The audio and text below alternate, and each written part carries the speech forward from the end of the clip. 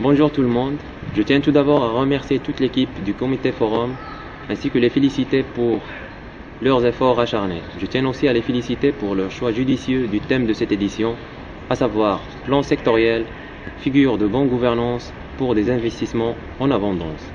Les plans sectoriels? C'est quoi?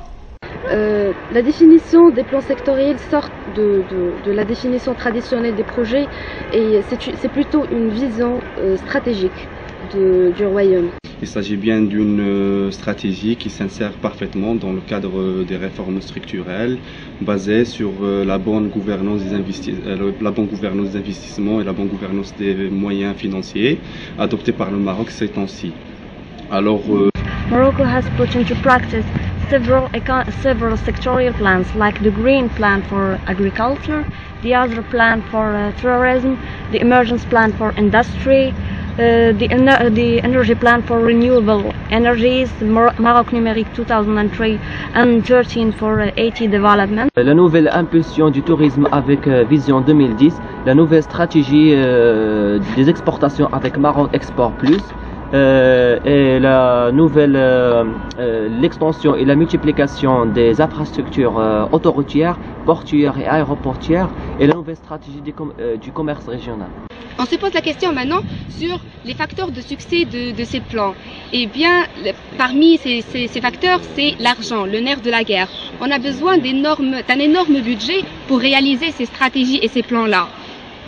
Et en vue de ne pas perdre tous ces plans, cet argent, à mon avis, il faudra une bonne gouvernance avec une maîtrise des risques, car ces projets, ils doivent être rentables.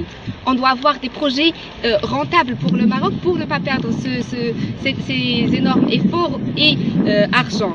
Et donc pour la réussite d'une telle vision, on a besoin à la fois certainement de finances, on a besoin de moyens financiers importants, plus précisément entre 600 et 700 milliards de dirhams, ce qui en dit sur l'importance et l'ampleur du projet, qui aura un impact colossal certainement sur l'évolution du rythme de développement du Maroc dans les années à suivre. Le Maroc est doté d'un plan et d'un projet qui ambitionne la croissance du PIB, la création de l'emploi et la suppression de la pauvreté, ainsi que le développement de la sphère industrielle au profit des autres facteurs et des autres acteurs dans le système financier.